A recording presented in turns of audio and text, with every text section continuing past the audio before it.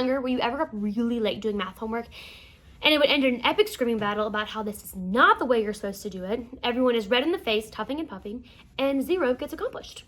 Since we're all virtual, I'm going to assume that you all are nodding your heads in agreement with me. So, thinking of this reminds me of all of the memes I've collected over the last couple years, and I want to share a couple with you. So this first one is me in 2040, looking at the F my kid got on their math homework when I did it. And this next one especially reminds me of all the times that my dad and I were at the dining room table doing math when he would say, math is math, math is math. And so today I want to take you on my journey of what it's like from when I went from a student to now an educator. So as a child, I attended an elementary school where I was taught math and science and Spanish for 6 years. And I had a really positive experience with this. And I still sometimes to this day think about getting my Spanish certificate so I can go teach at the school. Stay tuned, you may find me there in a couple of years, who knows. So, but on the flip side of this, I always struggled with math. I thought to myself, you know what, this isn't me, I can't do this. And especially moving into high school, we focused more on procedure and getting answers, and this process was redundant to say the least, but it also made me feel like less of a student. I really felt this enormous amount of pressure on myself, and I began to really feel crushed by it. And so I started to give up in high school, and I just chose to wing it, hope for the best, because I had resented learning, and especially I had resented math. So I realized really quickly in these classes that I lacked number sense and fluency, and at the time I had no idea that's what it was. And so numbers weren't connecting, and yes, like many of you, I plugged 2 + 3 into my calculator just to be sure. So I had consciously labeled myself as not a math person, and it wasn't for me. And I remember feeling like such a loser when I was recommended to take a lower level math class for my junior year after only taking honors classes since I was in middle school. I was wrecked. I felt like such a loser, but my junior year, I got really lucky and I had a really awesome teacher, and he took the time to make sure that we understood the concepts of Algebra 2, and he really made me feel like I could do math, even if it was for a short while. And so my confidence was boosted and my headspace was a lot different. And so flash forward to college, and I was knocked down several notches. And so we were back to that whole practice, test, lecture, practice, test, lecture, practice, test, lecture, and nothing was new, and I really felt like a shell of myself.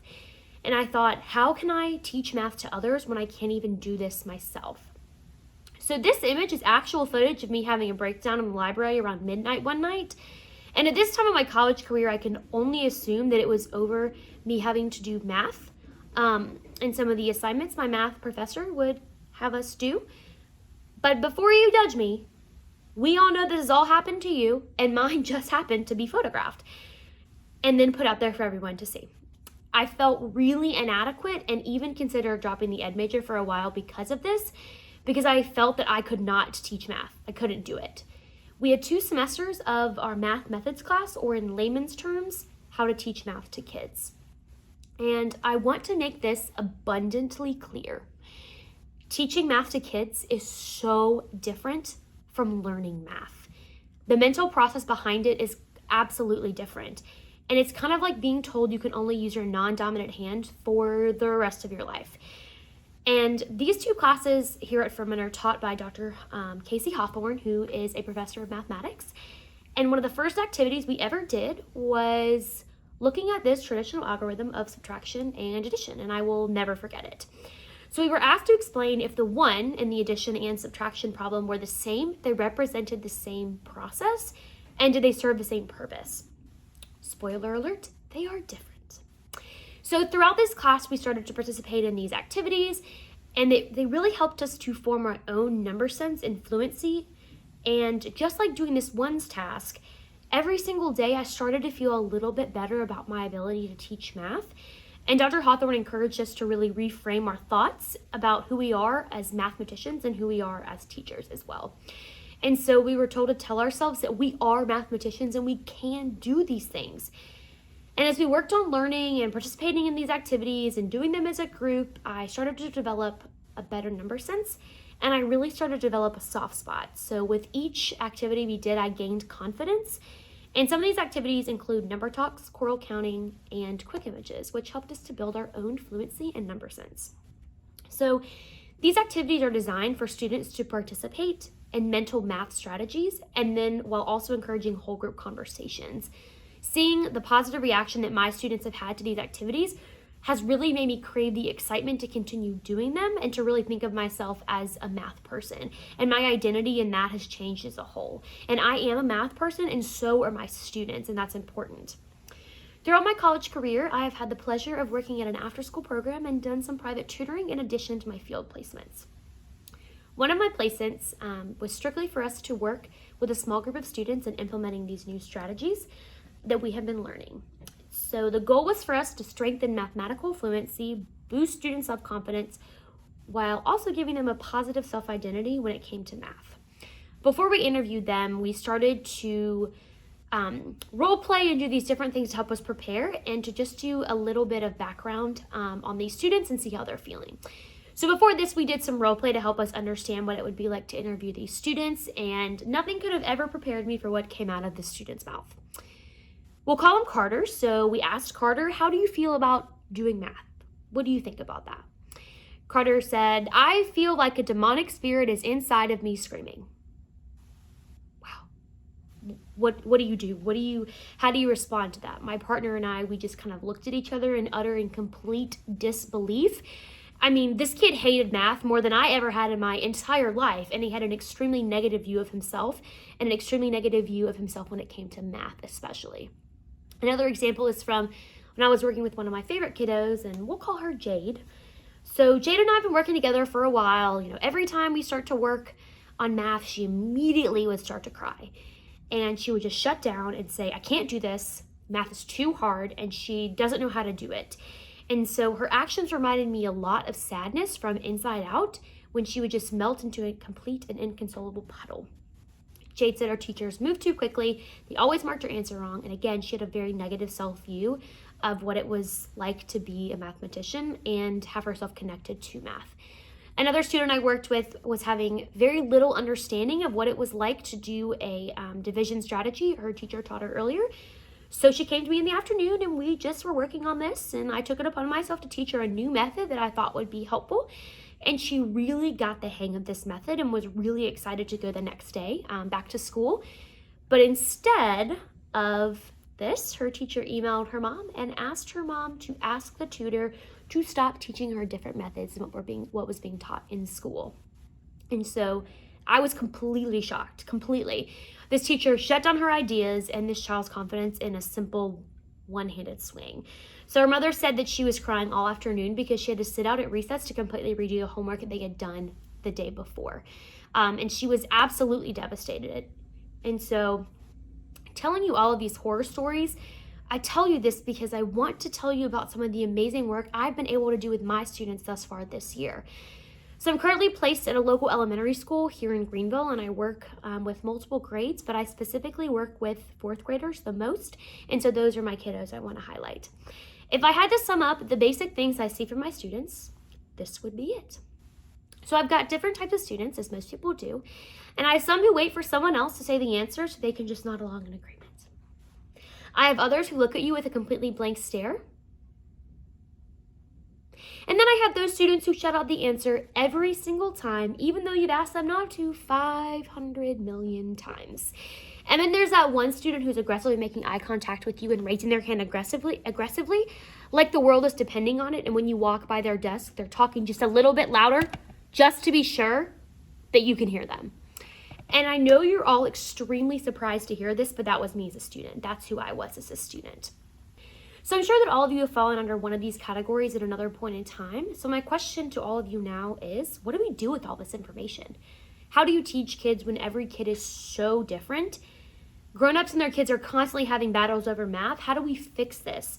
How do you teach students to be confident and create deeper meaning with math all at the same time? And of course, I don't have all of the answers, but I do have a proposed solution. And so I believe that if we are to integrate these different methods into teaching, into our classrooms, that we're going to start to create a deeper meaning and understanding and create a positive view of, and have students create a positive view of themselves as mathematicians. I know this works because I've seen it in my class firsthand. My fourth graders clear their desk and focus their mind on our tasks because we engage in these full group conversations that help them spark their understanding. And learning from each other is such a powerful thing. And following these conversations is important that we equip them with tons of different ways to solve a problem. We don't just make them force their thinking into a small little algorithm box. There are multiple ways to solve a problem, and it's important that we equip them with all the different ways we possibly can. I did a mid-year survey with my students, and overwhelmingly, all of them said that doing math with me made them more confident, and they no longer felt pressure to get the answers right, and more they focused on being able to speak up and share with their friends and have a conversation as a class, and they felt what they had created deeper meaning within these activities that we were doing. So some of these activities I wanted to share with you today. The first one is a number talk. So if you look at this problem right here, it's going to flash up on your screen. It's 10 plus 10. So I start by putting this on the board, and I would give you a few minutes to solve this problem. And so once you've solved it, I invite my students to try and think of another way to solve it.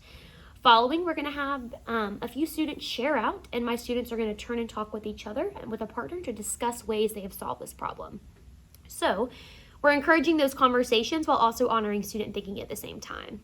Following this, I would write another problem on the board directly below that one. So this one is going to flash up on the screen is 10 plus 11. And so I encourage students to use what we did in the first problem to help us with this next problem. So if you solve this one using, I know if I break up 10 into two parts, it's 5 plus 5, and I have two 10s, so 5 plus 5 plus 5 plus 5 is 20. And then I know I have 11 in this next problem, I can add one more to make 21. So each time we are going to add a new equation to this, and I would give them time to solve it independently, turn and talk to a partner, and then have a whole group conversation together.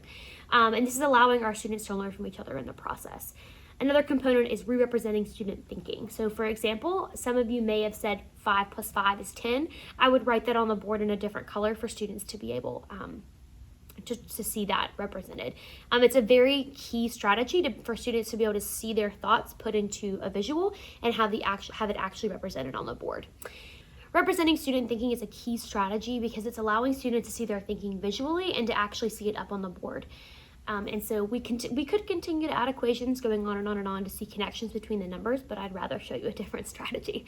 So this one here is called choral counting, and basically we're just going to skip count by a number and keep going, and we're going to have the whole class do it in harmony. So it takes a few tries for everyone to get it as a whole group, but we would start like this. If I would say we're going to choral count by 5s.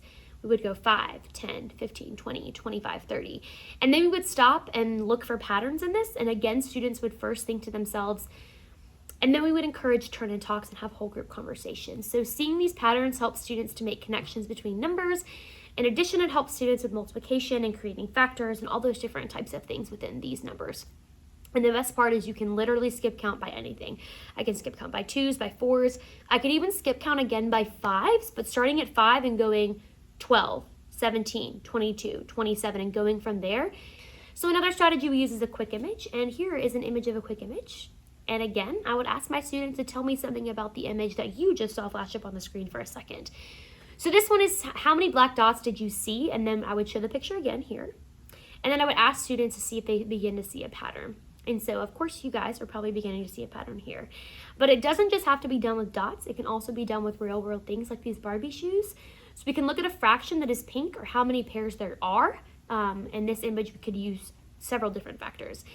So this is another example right here that I've used with my class, and it's about soda bottles. And we wanted to know how many total soda bottles there were in total on this cart. So we started with this image, and we ended up with this. So all these different colors in this image are different ways my students had thought about these different strategies or what they had used. And so that was a powerful thing for them to see their thinking represented within these. And we ended up doing this. We could have gone on for days and days. So I wanted to tell you all about all of these things because it is possible to create a new generation of students who not only believe in themselves, but they also improve their mathematical ability at the exact same time. My students love the activities we're doing because they feel like they have the autonomy to do it. And as far as stopping grown-ups and parents and students from having arguments at the dinner table late at night like I did with my dad, I think that's going to take just a little bit of time. But I would encourage teachers to write up a summary or just send a copy of what you're doing home for students and parents to be able to look at them together. It's just a little way for you to bridge that gap. And we also encourage students to try these activities with their parents at home and have them show them all the different ways that they can solve a problem and have a group conversation about it.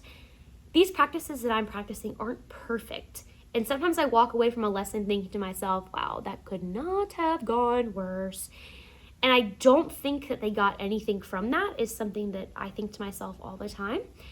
But in reality, they did. They received way more than we give ourselves credit for.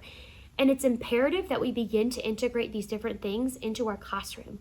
We have to create a new generation of students and learners, ones that identify as math people and that create a better identity of themselves. Thank you.